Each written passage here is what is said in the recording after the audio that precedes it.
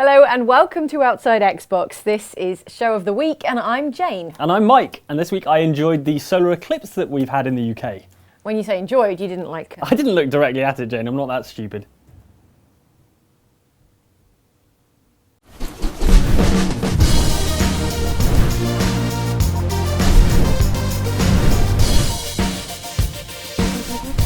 And before I started this medically prescribed break from using my eyes, which has nothing to do with the solar eclipse, I was playing Battlefield Hardline. And how was that? Well, when I play it, a lot like an unreleased 8th Police Academy movie. Yes, the much-delayed Battlefield Hardline is finally here, and it switches up the series' traditional grim, gritty war setting for the altogether more light-hearted theme of police brutality. Good job that's not all over the news right now. Swear, you cops get off on this shit. It's okay, in this game, the police are the good guys. Well, most of them. Hey, that's not a spoiler. That's just a cop drama thing, like people shouting that they know their rights when they clearly don't know their rights. I know my rights! Set in sunny Miami, the single-player mode kicks off as a classic buddy cop romp, enlivened by the fact that your partner is a lady badass who's proficient in Krav Maga. You can leave that with me. Oh, none of that. She basically does everything Sam Fisher does in Splinter Cell Conviction, but in heels. In practical terms, being a cop just means you get the opportunity to shout the word freeze before everything erupts into the inevitable gunfight. Otherwise, it just means doing all that stuff other than shooting bad guys that police officers insist on doing, like collecting evidence, driving around slowly, and being told to go f*** themselves by ungrateful taxpayers. Well, good luck, ma'am. You want me to call for backup, Mendoza? Oh, at one point you do get to try and arrest an alligator. You have the right to remain silent. There is a bit more of a Far Cry vibe to this game than Battlefield 4's Call of Duty copycat routine. You can throw shell casings to distract guards, scope out larger, more open areas before opening fire, and disable alarms to prevent reinforcements from turning up. At least they resisted the urge to have you climbing mobile phone masts. That's fireman's work. In a bit of a departure for the series, the game reckons you can complete most objectives without firing a shot, and it's true that there are usually stealthy routes through any given area. Freeze! What is he, whispering the word freeze?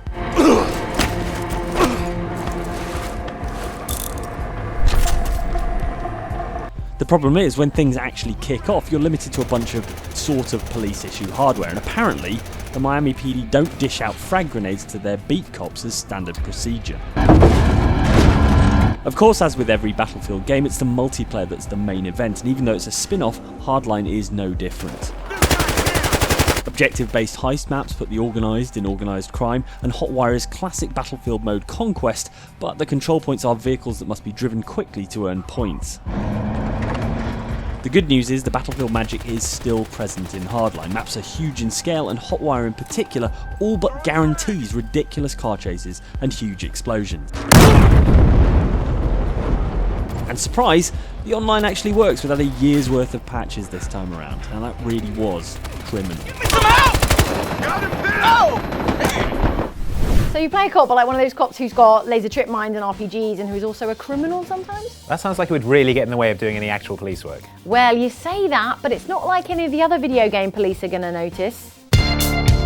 Because, and maybe you noticed, video game cops tend to be corrupt, insane, or just completely inept. Consider these guys who are doing a really bad job at protecting and serving. Oh, I'm terribly sorry. I thought you were another one of those zombies. Despite the Raccoon City Police Department producing such outstanding police officers as chopper pilot Brad Chickenheart Vickers. No! Don't go! And Barry Burton. Oh, don't worry. I like the buddy system we have here. And that one who got eaten by a snake. This whole place is a killing zone. It may surprise you to discover the man in charge of the RCPD was an insane, corrupt maniac who spent all his time helping Umbrella turn the city population into zombies, killing police officers, and laughing like a B-movie villain. So you've made it this far. Not bad, girl. But I'm not letting anyone leave my town. Everyone's gonna die. He was also responsible for the city buying a former art museum and turning it into the police station, without adapting it in any sort of way to turn it into an efficient workplace. Thanks, man. Now I've got to get 3 Jaguar stones before I can even get into your office to submit a complaint about how useless you are. But if I have to go, I'm going to take you with me. Watch your head. Oh, my bad. Now, I don't want to tell Officer Frank Tenpenny how to do his job, but considering one of the first things we see him do in Grand Theft Auto San Andreas is order the murder of another cop, I don't think upholding the law is high on his list of priorities. Come on, do it! Pull the trigger! Yeah, Tenpenny is so massively corrupt it seems unlikely he ever gets any actual police work done. To be fair though, it's not like the Los Santos Police Department is a shining example of effective policing, even now in 2015. Super cops, every last one of them.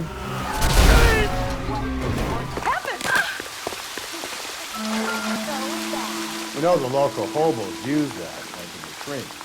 There's no denying Cole Phelps of LA Noire has a keen detective's mind, but he is incredibly easily distracted. Or at least he is when I'm playing him. Cole, stop fiddling with that. There's been a murder. Cole, that's just some trash. Put it back. Cole, why have you driven your squad car into a lake? Look, there's an arsonist on the loose and... You know what, Cole? Forget it.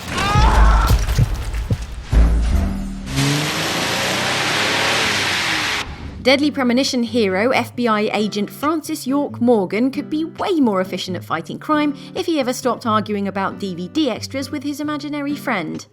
Zach, okay, so it's not bonus footage. It's still part of the main feature.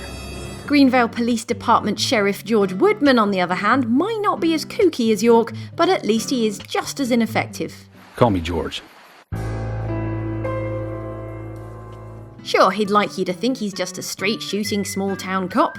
Unlike some of your corrupt city police officers, I play it by the book. But in fact, he's obsessed with pumping iron, leaving very little time for police paperwork, you assume. Arnold! Well done, Agent Morgan. Now I can work out using my normal workout menu. And George has an uncanny knack for failing to rescue murder victims, even when he arrives on the scene while they're still alive. I've been an arrogant fool, haven't I? And if it weren't for me, both Becky and Diane would still be alive. Also, for a down-to-earth policeman, he's got some really weird ideas. They can't help. Going to a waterfall just might be a good idea. In feng shui, a waterfall is known to be a source of power. Nice going. I got 8 dead cops on my watch, and you picked tonight to take creative license with your badge. I'm an artist like that. You assume the least desirable quality in a good narcotics agent is being hopelessly addicted to narcotics, and yet here's Detective Jack Fazensky from 2005's Narc, who is constantly popping pills, smoking weed, and shooting horse for the sweet gameplay boosts they provide, like, making everything look weird. You can even sell some of your extra drugs if you get low on cash. Isn't this exactly the kind of thing you're trying to stop in the narcotics unit? Our plan was to leave enough drugs to convict these assholes, then take the rest and hawk it on the open market. You down for a piece? For shame, Fazensky. You'd never catch Max Force and Hitman from the 1988 game Narc taking drugs. Okay, I take it back. Now it's time to see what you've written in the comments and in these Eclipse safety leaflets we got through the door. Oh man, did you know you're not supposed to look directly at an eclipse? I should tell Mike. He'll be fine. Oh, there's also something here about you and Halo. First up, your comments on last week's show about Ori and the Blind Forest and what our favourite XBLA developers are up to these days.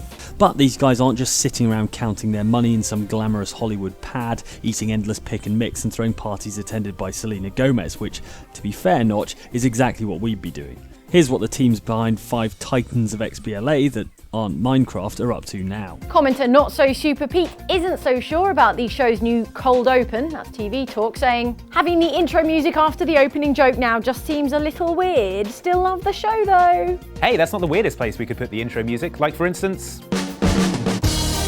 No. Meanwhile, Catherine Wild is with you, Andy, on the subject of red cars going the fastest. Where I live, red cars do go faster. I learned that 12 years ago in driver's ed, especially red pickup trucks. Mike, red cars go faster. Sir, you go too far. Ha! In your face, Mike. Meanwhile, Dan Evans says, so the Zoltar card predicted a gruesome death and Andy found the brutalities in this game. Okay, do you want to go for some lunch now? Yeah, you go on ahead. I've just figured out how to do fatalities in Ori and the Blind Forest. Oh, sick! Does this mean we can loophole Andy to live forever? Only one way to find out. Nope.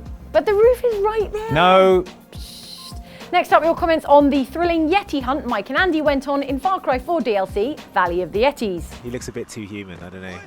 Mike, I'm trying to... Mike! Like, don't Sorry. just shank him. That could have been the scientific find of the century. Ethan Sexton asks, why don't you guys have your own Yeti hunting show? I would watch the ever-loving heck out of that. Sadly, extreme Yeti hunting with Andy and Mike was cancelled after 4 seasons when it turned out Yetis don't exist. You had a good run. Meanwhile, Grant Rebecca wonders, what other amazing mythical creatures we'd have if you didn't knife them all in the butt? I'm going to hit him in the butt with a machete. Okay. Watch out, 'cause Hitting he him with does his that Yeti ground butt. pound thing. Unicorns, leprechauns, pegacorns, and Half-Life 3. I'm taking that knife away from you. Man. Yes. Nicely done. Oof. And finally, we had a few people intrigued by the dying pose of that final Yeti, such as War Dog A Bunch of Numbers, who says, Yeti, we got a badass over here. And Thunder Chicken, who says, when that Yeti died, he looked like Han Solo in Frozen Carbonite. Oh, I feel guilty now. More guilty than when you killed the endangered Yeti. Yes. Finally this week, your comments on this video about video game weddings destined for divorce. I guess it's not technically a divorce unless you count the groom's head being divorced from his body, and we do. Sam Sturr misses the point, maybe, and says, I would like 47 to be my priest except for the killing. Yeah, can't really guarantee the whole no killing thing, sort of part of the package. Ghostface Will also suggests sleeping dogs. Oh, the wedding of Winston and Peggy. Yeah, I don't think that's destined for divorce on account of everyone dying immediately. Till death do them part in like 5 minutes. Finally, Abigail Ford suggests, in Dragon Age Origins, it's possible to hitch up Alistair and Honora. Although it probably won't end in a divorce, as the well-being of their whole country relies on them keeping up appearances, the wedding is still a farce. Honora holds Alistair in contempt, and Alistair thinks Honora is a cold-hearted shrew more interested in politics and power than raising a family. Not exactly wedded bliss. Yeah, well, Alistair wouldn't marry my Grey Warden because she was a commoner, that literal son of a... Are you still annoyed about Alistair? What? No, you are. Shut up. What? I'm leaving. Yeah, well, I've got work to do here as well, you know. The sun vanished earlier, and I think we angered the sun gods. Oh, great sun gods! Sorry about how Jane sucks at Halo. That's it for Show of the Week. Thanks for watching, and it's time to register your approval using the lovely internet compliment executable, or like button for short, down at the bottom of the player. Thanks for watching. We'll see you next week. So how are your eyes doing? Yeah, better. I invented this device to safely look at the eclipse. Oh God, it's magnifying the eclipse. Oh, so bright. I'm gonna let you go on with it.